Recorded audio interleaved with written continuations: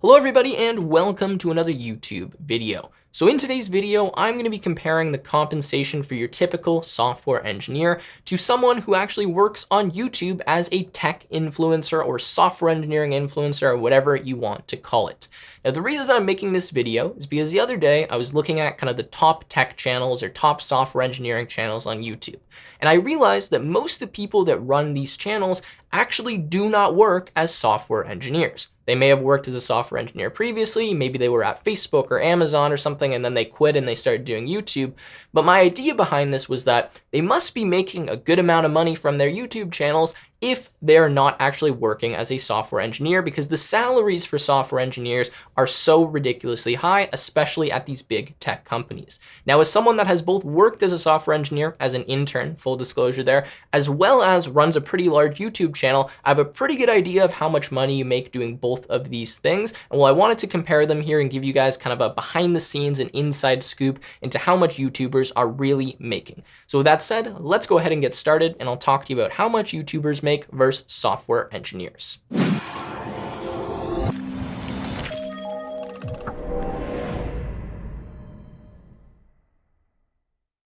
All right, so we're gonna dive in just 1 second. I've got a bunch of information to share with you on the computer. We're gonna go to a screencast in just a minute, but I want to quickly state that it's pretty well known how much software engineers make, right? You can go to the internet, you can look at videos, you can go and look at specific websites that have listings of all of the different salaries. And well, for you guys, you can probably figure out that information pretty easily. The number that I'm sure you guys are curious about is how much a YouTuber would actually make. Now, obviously, this is a lot harder to determine, and when I go through these numbers in just a second, I'm going to be using kind of my personal experience and my understanding of how this channel and this business really generates revenue and applying that to kind of a sample channel, and we'll pick some numbers and you'll see how that works. But there's a lot of ways in which YouTubers make money which people don't realize. And one of the main ways is actually sponsorships like this one. Now, if being a YouTuber is not your thing and you want to become a software engineer, you need to check out algoexpert.io, which happens to be the sponsor of this video. AlgoExpert is the best platform to use when preparing for your coding interviews and has some of the highest quality coding interview practice questions. With over 110 questions, detailed conceptual overviews, code walkthroughs, and full solutions to each question in 9 of the most popular programming languages, AlgoExpert makes it easy to get up to speed fast and ace your coding interviews. In addition to their fully encompassing practice environment, AlgoExpert also has a data structures crash course, coding interview assessments, and a brand new mock interviews feature. I used AlgoExpert to ace my coding interviews and now am a proud instructor on the platform. Check out AlgoExpert from the link in the description and use the code TechWithTim for a discount on the platform. All right, so I'm here on the computer, and the first thing I'm going to do is share with you the average salaries at large tech companies for software engineers. Specifically, I'm going to show you how much Google pays their employees and how much Facebook pays their employees. And I want to be really clear here. This information I'm about to show you is crowdsourced, so I obviously cannot validate the accuracy of this information. I have never worked at Google or Facebook. I know people that have, and I know the salaries that they've shared with me. But again, this is crowdsourced, so keep that in mind. This could be wrong. This could be slightly inaccurate, but I know this site to be pretty reliable, and I know a lot of people in the software engineering industry that have, somewhat validated that what is on this site is pretty valid and pretty accurate. So keep that in mind. Anyways, before I show you this and actually talk more about this website, I want to quickly mention that the numbers you're about to see here are not representative of the average software engineering salary. In fact, I looked it up before this video to make sure I wasn't misleading anyone. In the United States, as of 2019, according to Indeed.com, the average software engineering salary was $107,000 US, with an average bonus of $4,000 US. So still a lot of money. You can make a bunch of money working as a software engineer. Software engineers are paid very well, but that is nothing compared to what you're going to see here for Google and Facebook. All right, so let's dive into these numbers. I'm going to be comparing Google and Facebook, and let's start with an entry or new grad engineer. So L3 is Google's, I guess, like entry-level engineer, and E3 would be Facebook's entry-level engineer. So L3 at Google has a total compensation, according to this website, of $187,826. Again, remember, this is an estimate. The salary they're stating is supposed to be about $128,000 US a year, and then $38,000 in stock per year. I believe when you work at these companies, you get vested stock over 3 or 4 years. So they'll say something like, hey, we're going to give you $120,000 in stock over 3 years. Then you have a targeted bonus of $20,000. That seems about right. Most people I know that work at these companies tell me that they're targeting a bonus of about 15 to 20% per year of their base salary. So anyways, that is what it is for L3 at Google. This is a lot of money, right? This is almost close to double what the average salary is for software engineers in general in the US. Next, let's move over to E3 at Facebook. This is $179,000, so pretty close to what it was at Google. And while, you guys can read the numbers for yourself, let's just kind of go down and I'll go through these quickly because I'm sure you guys can look at the website if you want to see it. Anyways, level 4, I believe this is usually once you've worked about 2 years or maybe 1.5, 2 years, depending on how good you are, you get promoted to an L4 and your salary is $155,000. Stock is $80,000 a year, bonus $27,000, total comp $263,000, which is a lot of money. Moving over, E4, very similar. So it seems like Facebook is just slightly lower than Google. And while you guys can read the numbers here yourself, yeah, they're pretty much the same. All right, so now moving over to L5, this is a senior software engineer. I'm not sure how long it would typically take you to get into this position, but if I had to guess, I would say probably 4 or 5, maybe 6 years, but you would definitely have to work at a company for more than 2 or 3 years to get to this position. Anyways, total compensation of $351,000. You can see the stock didn't really go up a ton, or sorry, not the stock, the salary didn't really go up a ton, but the stock is significantly higher, and that's kind of the trend as we go through this list. Anyways, you can read the numbers. We'll move over to E5 at Facebook, $377,000. Wow, so that's actually more than L5 at Google. So that's kind of strange considering the other ones. And then we can look at L6, and I'll kind of stop after that because it's not realistic that most people are going to work any higher than this. Anyways, L6, $493,000 US dollars a year. That is a lot of money. Salary $225,000, stock $211,000, and then let's look at Facebook. This is $572,000. Wow, so that is actually significantly higher than Google. Just give you a quick sneak peek. We'll go to staff software engineer, $642,000. E7, $838,000. Geez, L8, this is $1.2 million a year. E8, $1.2. L9, they don't have any estimates, but someone's saying 1.75 million, Jesus, and yeah, I guess they don't have that for this either. Anyways, that is kind of the salaries that you could earn at a big tech company. I'm going to imagine, and we're going to kind of compare it to this salary right here, L5 at Google. So a senior software engineer, that is realistic. Most people aren't going to work or be in a position higher than this. Okay, so 351, let's put that down as kind of like the highest you would make working at a big tech company, at least as an average employee. And now let's move over and talk about how much YouTubers are going to make compared to that. All right, so I'm here and we're going to start doing the exciting stuff, which is looking at how much the average YouTuber would make. Now, I'm going to be looking at large channels with this specific spreadsheet I've set up here.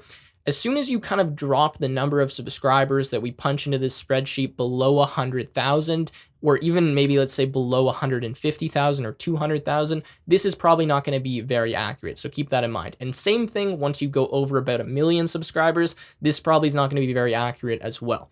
It's very difficult to actually estimate how much a YouTuber or content creator really makes because there's so many different ways to make money online. And a lot of the richest content creators do not make a majority of their money from the primary thing that you see them do. They will make a lot of money from, say, selling courses or from doing small things on the side, like merchandise that you wouldn't necessarily kind of know about, or you wouldn't really be able to figure out how much they're really earning from that specific source. So I'm going to try my best to give you the best estimate that I can, but keep that in mind. I'm not perfect. The spreadsheet is not perfect. And I've made a lot of assumptions here that are based on how the finance and kind of business side works for my specific company and my specific YouTube channel. Anyways, let's dive in. So here, the way the spreadsheet works is you fill in these values in the YouTuber stats section, and then based on those values, it will populate these tables with the correct numbers. So the numbers you see right now are not accurate at all. Some of them are just hard coded in because it just only makes sense to put them in that way. But just keep that in mind, like negative 18,000 is obviously not, the corporate net income. All right, so let's get started here, and then I'll talk about all the tables as we go through. So if you're confused by any of this, don't worry. But let's pick a channel that has, say, 800,000 subscribers and try to figure out how much money they would really make. So we'll put 800,000 in there. Now we have to pick the monthly views for this channel. So if I'm looking at my channel, I get about 2.5 million views per month, and I have 500,000 subscribers. So I'm going to assume that a channel that has 800,000 subscribers, if they were doing something similar to me, would probably get about 4 million views a month. So let's put in 4 million. Looking at average video views, the reason this is important is to estimate how much you would make from a sponsorship. Let's say if they have 4 million views a month, they're averaging like 75,000 views a video. That might be wrong, could be lower or higher. We'll mess with this number later on. But anyways, now let's look at monthly videos. So how many videos do we think they post a month? Personally, I post about 12 videos a month, sometimes 10, usually over 9 a month. Let's just say that they post less frequently and they post 8 a month. How many of those videos are going to be sponsored? Well, you could say 8 if all videos are sponsored. We could also say something like 4. Let's go conservative with that.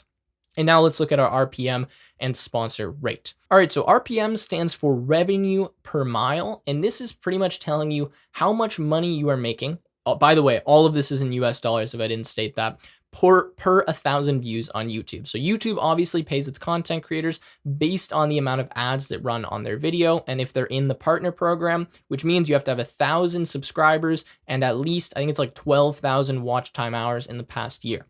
Anyways, revenue per mile is after, this figure is after YouTube takes its 45% cut from your gross ad revenue. So let's say I made 20 grand in ad revenue on YouTube. My gross ad revenue, that's like what I made in total. I would only keep about 11,000 of that because YouTube takes 45% of all of the ad revenue. So this RPM value is telling you how much you're actually going to get to keep pretty much. It's after YouTube takes its cut. Anyways, the average RPM for a tech channel, something in my sector, I can't tell you what mine is, but it's something close to like $3.50 to $4. So I'll put $3.50 inside of there. All right, so moving on to sponsor rate, this number here is how much you charge per 1,000 views on a sponsored video. Now, usually you negotiate this number beforehand and you actually will charge a flat rate for a sponsored video regardless of how many views it gets. But you will take this average video views and multiply it by your sponsor rate, then divide it by 1,000 to figure out what the actual thing's going to be. And well, that will tell you how much you should charge for a sponsored video. So you'll see how it works in 1 second. But this number is highly dependent on what type of channel you are. So if you are a general entertainment channel, imagine you're like a gaming channel, then your sponsorship rate is going to be a lot lower than something like my channel would be, or something like makeup or beauty or cars, anything that's more specific. The reason for this is that the more specific or niche your channel is, the easier it is to target as a marketer or as an advertiser, a specific customer, right? Like if I'm advertising something tech on my channel, chances are, 95% of people that watch my video are into tech. So I have to charge more for that because I'm actually having the advertiser target more people in tech than they would if they say got 75,000 views on some random entertainment channel. Hopefully that makes sense, but the more niche, the more specific your audience is, which means the more you charge for sponsors because it's easier for an advertiser to target a specific customer. Hopefully that makes sense. But anyways, the average sponsorship rate, I can't tell you what mine is, but for a tech channel would probably be between $40 and $50. So this means you're charging about $50 for 1,000 views, and you can break that down, per person watching the video and do the math and all of that. But anyways, I'm going to put $50 here.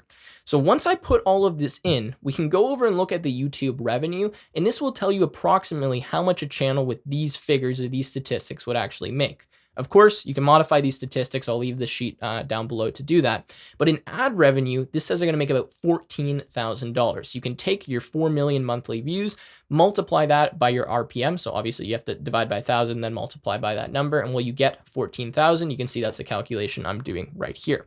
So that gives you a monthly revenue of 14K US and a yearly revenue of $168,000. Then we look at sponsorships. We say, okay, you're doing 4 sponsored videos per month. You're averaging 75,000 views on those sponsored videos, and you're charging $50 per estimated 1,000 views. So if they did that, they would be charging, I guess, what's the math there? About $3,500 or a little bit over $3,500 per sponsored video, which sounds pretty reasonable to me. And that gives them about $15,000 a month if they do 4 sponsored videos a month, making up $180,000 a year. A lot of money. Next, course sales. So this is a number I just hard coded that they were going to sell about $1,000 of courses a month. Now, keep in mind, a lot of people are selling way more than this, right? You might make this number something like $10,000 a month, or maybe at 800,000 subscribers, something like $30,000 a month, depending on how much your course is. So I decided to go really conservative and just say that they're selling, $1,000 worth of paid courses per month, and that would give them 12 grand. Next, merchandise. I know personally for me, I don't sell very much merchandise, so I just put this at $500 a month. That would still give you 6 grand a year in merchandise sales. Again, you can make that higher. Next, affiliate sales. Now we'll leave this 0 for right now because I don't really do affiliate links, and well, let's just assume this channel doesn't do it either. And then I have this other section where you could just put in some other amount you're making per month. Maybe say something like donations, $100 a month, right? So there you go. That gives you $30,600 a month in gross revenue. And then that leads to $367,000 a year. So it's pretty easy when you look at this kind of breakdown. And there's, of course, other revenue streams you could pursue as well to see how you would make a lot of money on YouTube with a channel of a size of about 800,000. Now, I would be willing to bet that most people that have a channel size of 800,000, if they know business well enough and they're like, doing a lot of sponsors, maybe more than 4 a month, are making a lot more than $367,000 a year. But that is how much you can make with a channel like this, assuming these kind of figures and all the assumptions that I've made. Of course, you could also make a lot less. Really depends, and this average views per video, you can see really drastically will change how much you're going to generate based on the sponsorship value you're going to get or how much you're going to charge for a sponsorship. Okay, so now I'll quickly run you through the expenses. I don't want to spend too much time on this, but pretty much we have expenses like editing or graphic design, thumbnails, video editing, accounting fees. If you're making this kind of money, you probably pay an accountant to do your books for you. You might not, but either way, I threw that in here just to give you an idea. Equipment, yearly expense of about 15 grand. This is somewhat misleading because you wouldn't necessarily expense this entire amount because equipment is technically an asset to the business. But anyways, we'll just put that there for simplicity's sake. Software subscriptions, $200 a month, Adobe Creative Cloud, stuff like that. Website hosting, straightforward. Phone, in Canada, we pay ridiculous phone bills, so mine's like $100 a month. Anyways, that's the expenses. Let's move over to corporate net income and net income. Well, looking at corporate net income, your yearly revenue is $367,000. Your yearly expenses are $45,000. That leaves you with a net income before taxes in your corporation, assuming you're running the business as a corporation, of $321,000. Now in Canada, if we come down to net income after tax, the corporate tax rate for anyone who makes less than $800,000 a year is 12.5%. I might be slightly wrong on that. It might be $500,000 a year, but either way, the corporate tax rate for most small businesses is 12.5% if they're like very small businesses. So if we have a look at that, you can see that you're going to pay about $40,000 in corporate tax. Now, for anyone that's confused here, there's a big difference between how much you make in a company and how much you make personally, right? The company could generate $1 million, but you might only get paid from that company like 200 grand, right? Or you might have a ton of expenses. That means that your company at the end of the year really only gained like 200 grand or whatever it may be. So what I'm trying to show here is that the corporation is different from the individual. So my corporation making money is different than me making money because I have to decide as the CEO of the corporation how much I'm going to pay myself at the end of the year. I could pay myself the entire net income of the corporation, or I could pay myself portions of that. Now, this has to do with tax planning and a bunch of more advanced stuff. But anyways, the corporate tax rate is 12.5%. So if you have a look at this, the corporate net income after tax is about $281,000. So that would be in US dollars. I don't know what the corporate tax rate is in US. It's probably lower than it is in Canada. It's kind of weird because I'm using US dollars and Canadian tax brackets, but anyways, you get the idea. So corporate tax rate, 12.5%. And then the personal tax rate in Canada, it's extremely high. It's actually probably higher than this. I put it at 41%. So if you have in your corporation $281,000 and you decide to pay yourself all of that money from the corporation, you're going to pay about $115,000 in tax, at least in Ontario where I live. And that's going to bring you after tax to about $165,000. So I just included this here for anyone who cares to know kind of how the tax works. And this is a reason, since this personal tax rate is so high, why you may not actually pay yourself the entire amount or the entire net income that you have in the corporation. You could theoretically pay yourself less. You could say invest money in the corporation and then just over years slowly pay yourself more money out of the corporation so that you keep your personal tax rate lower, because obviously your tax rate is based on how much money you make per year.